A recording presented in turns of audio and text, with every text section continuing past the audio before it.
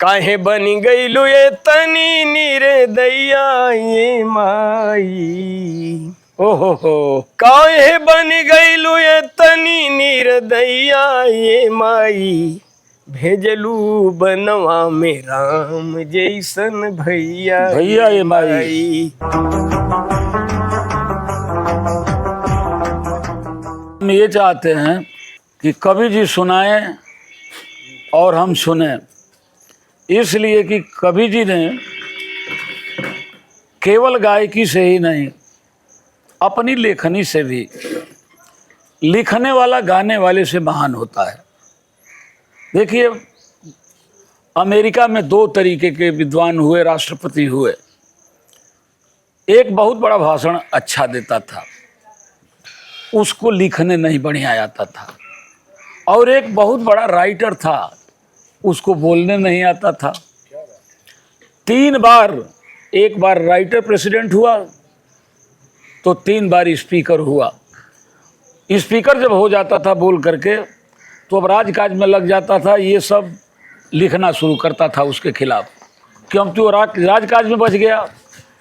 तो इस बार ये होता जाता था, तो जो स्पीकर हो जाए वो राइटर नहीं हो सकता, जो राइटर हो स्पीकर नहीं होता। लेकिन राइटर भी हो और स्पीकर भी हो तब तो मज़ा आ जाएगा ना।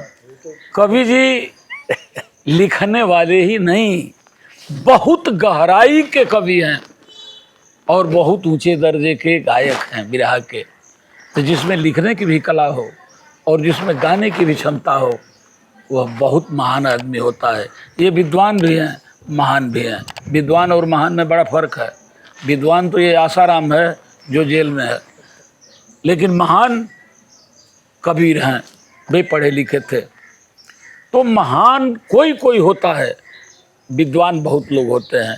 हमारे कवि जी विद्वान भी हैं और महान भी हैं, इसलिए आज हम इनका सुनेंगे। ये तो आपकी महानता है एमएलसी साहब की।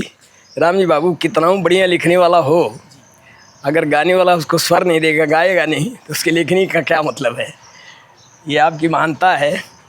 हाँ, ये ज़रूर रहा, आप ही लोगों का कुछ आशीर्वाद रहा, बुजुर्गों का, गुरु महाराज का, कि मैं थोड़ा बहुत गा भी लेता हूँ।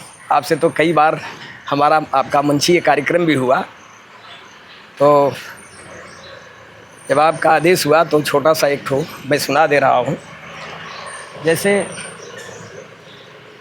बहुत ही बढ़िया बात हमारे एमएलसी साहब ने बताया कि सच में रावण बड़ा प्यार करते थे विभीषण को, लेकिन कुछ ऐसी परिस्थितियाँ बदल गईं। आज लोग कहते हैं कि विभीषण जैसन भाई न मिले। ठीक उसी तरह से समाज में एक ऐसी धारणा बन गई कि कैकेयी जैसन भाई न मिले। एमएलसी साहब जी जी जी, कैकेयी जैसन भाई न मिले। हालांकि उसके पीछे सत्यता कुछ और है, कहानी कुछ और है। लेकिन एक छोटा सा गीत 3 अंतरा का मैं सिर्फ आपको शॉर्टकट करके सुनाता हूँ।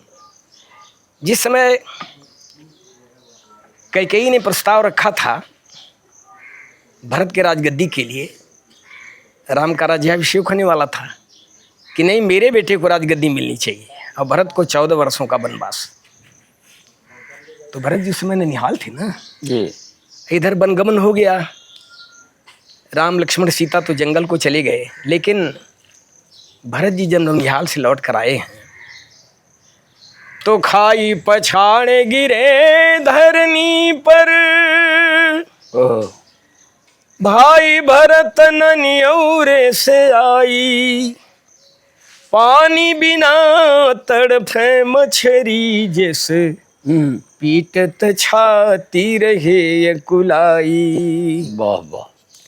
बरसत नैन से नीर धीरो हो, कल पैरे का कैलू ये माई। कैसे होई बिन राम के मंगल, जियबे कैसे भैया के बिसराई। वाह। काहे बनी गईलू ये तनी निर्दया ये माई। हो काहे बन गईलू ये तनी निर्दया ये माई, भेजलू बनवा में राम जैसन भैया भैया ये माई। बारे कवि जी। भेजलू बनवा में राम जैसन भैया ये माई, काहे बनी गईलू ये तनी निर्दया ये माई, काहे बनी गईलू ये तनी निर्दया ये माई, भेजलू बनवा में राम जैसन भैया ये माई, भेजलू बनवा में राम जैसन भैया ये माई। माई के ममता के होली जलवलू, माई के ममता के होली जलवलू, कोमल हियरवा में कांटा चुभवलू, कोमल हियरवा में कांटा चुभवलू, बोरलू बीछे धारे रघुकुल कन्हैया ए माई, बोरलू बीछे धारे रघुकुल के नैया ए माई, भेजलू बनवा में राम जैसन भैया ये माई, भेजलू बनवा में राम जैसन भैया ये माई, काहे बन गईलू ये तनी निर्दया ये माई, भेजलू बनवा में राम जैसन भैया ये माई, भेजलू बनवा में राम जैसन भैया ये माई। वाह वाह।